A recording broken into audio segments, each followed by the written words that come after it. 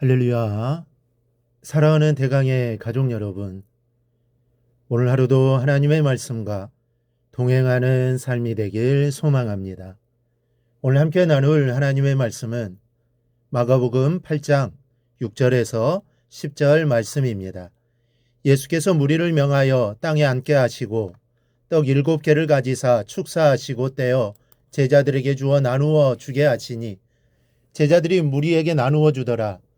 또 작은 생선 2마리가 있는지라 이에 축복하시고 명하사 이것도 나누어 주게 하시니 배불리 먹고 남은 조각 7광주리를 거두었으며 사람은 약 4,000명이었더라. 예수께서 그들을 흩어 보내시고 그 제자들과 함께 배에 오르사 달마누다 지방으로 가시니라. 아멘. 오래전 어느 목사님께서 이 구약시대에는 이스라엘 민족이 선택을 받은 민족이었지만 21세기에는 한 민족이 하나님의 선택을 받은 민족이 될 것이다라고 말씀하신 적이 있습니다. 그 당시에는 우리나라의 경제 발전이 탄탄하게 이루어져 있었고 기독교인도 아주 꾸준하게 증가하던 시기였습니다. 그래서 그럴 수도 있겠다라는 생각이 들었었습니다. 그러나 지금 우리의 상황은 사실 너무 어둡습니다. 이 경제적인 측면에서 말하는 것도 아니고 이 정치적인 면에서 말하는 것도 아닙니다. 우리의 영적인 모습이 그렇다라는 말입니다. 가만히 뒤돌아 살펴보면 우리가 하나님의 복을 받는 중에도 바로 서지 못했고 마땅히 해야 할 일들을 하지 못했습니다. 그 결과가 사실 오늘의 암울한 모습입니다. 하지만 우리가 실망하지 말아야 할 것은 지금도 주님께서는 우리의 잔을 채우시기를 원하신다는 사실입니다.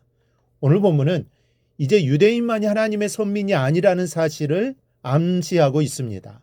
유대인과 이방인을 떠나서 영적인 이스라엘이 참 이스라엘로 하나님의 역사의 주인공이 될 수 있다는 것을 일러주고 있는 것입니다. 먼저 예수님은 이방인의 잔도 채우셨습니다. 오병이어의 기적은 유대인을 위한 것이었습니다. 그러나 주님은 그것으로 줄인 백성을 먹이시는 사역을 마감하지 않으셨습니다. 이 칠병이어의 기적을 주셨습니다. 이 기적은 이방인을 위한 기적입니다. 본질적으로는 똑같은 기적이지만 그 대상은 완전히 다르다라는 것을 기억해야 합니다. 우리는 4,000명이 7개의 떡으로 배불리 먹었던 광야에서 하나님의 크고 또 놀라우신 계획을 봅니다.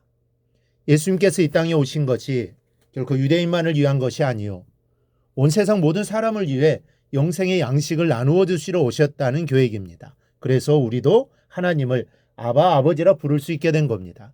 그런데 이상한 것은 하나님께서는 그 오랜 세월을 당신의 백성이라고 부르시던 유대인의 장벽을 허물어 버리시고 모든 사람들이 하나님의 자녀가 될 수 있는 은혜를 주셨는데 이제는 우리가 쓸데없는 유대인 행세를 하고 있다는 겁니다. 오늘 우리가 안 믿는 사람들을 도외시하기도 하고 또 지옥불에 들어갈 사람으로 치부하기도 합니다. 물론 내 신앙을 지키기 위해 그럴 수도 있지만 내 안에 있는 쓸모없는 교만은 내버려야 하는 겁니다. 여러분 하루하루를 살면서 하나님께서 만나게 하시는 모든 사람들이 다 구원의 대상이요. 더 깊이 들어가면 하나님의 자녀의 후보자들입니다. 이들에게도 떡을 나눠주기를 주님은 지금도 원하고 계신 겁니다. 그리고 우리에게 물으십니다. 너희에게 떡 몇 개가 있느냐. 둘째로 예수님은 이방인을 더 풍성히 먹이셨습니다. 예수님 물고기 2마리와 떡 5개로 5,000명을 먹이시고 남은 것이 얼마나 되었습니까? 12바구니가 남았습니다. 그렇다면 떡 7개로 4,000명을 먹으시고 남은 떡은 얼마가 되었다고 기록되어 있습니까? 7광주리라고 기록되어 있습니다. 그렇다면 어느 곳에 떡이 더 많이 남은 것입니까? 유대인들이 먹고 남은 떡일까요? 아니면 이방인들이 먹고 남은 떡입니까? 이 본문의 내용만으로 생각하면 분명 유대인들이 먹고 남은 떡이 더 많이 남은 것으로 생각이 됩니다. 그러나 실상은 정반대입니다. 우리가 이미 살펴보았듯이 마가복음 6장에 나오는 바구니는 코피노스입니다. 이것은 유대인들이 먹을 것을 넣어 개인적으로 휴대하고 다니는 윗부분은 좁고 또 밑으로 내려가면서 넓어지는 물 항아리 같이 생긴 겁니다. 그러니까 그렇게 큰 바구니는 아니라는 것이죠. 근데 오늘 본문의 강주리는 코피노스와 전혀 다른 것입니다. 헬라어로는 슈피리스인데 이것은 뚜껑이 있는 골풀 바구니입니다. 사도행전 9장 25절을 보면 사도 바울이 자기를 죽이려는 자들을 피해 다메섹 성벽을 내려올 때 강주리에 담겨서 달아 내려집니다. 그때 제자들이 밤에 사울을 강주리에 담아 성벽에서 달아 내리니라 이렇게 기록되어 있습니다. 이때 그 강주리가 바로 수퓨리스입니다. 유대인의 코피노스와는 차원이 다른 그릇입니다. 훨씬 더 많은 것을 담을 수 있는 그릇입니다. 그러니까 7강주리에 담긴 떡이 12바구니의 떡보다 훨씬 더 많았다는 것을 어렵지 않게 짐작할 수 있습니다. 예수님 이후에 이방에서 일어날 복음의 역사가 유대 땅에서 일어난 역사보다 더 크고 풍성할 것을 상징적으로 보여주고 계신 겁니다. 여러분, 지금도 그 역사는 계속되고 있습니다. 이 한반도에서의 복음의 역사는 세계 그 어느 나라에서도 유래를 찾아볼 수 없을 정도로 풍성합니다. 아직까지는 늦지 않았습니다.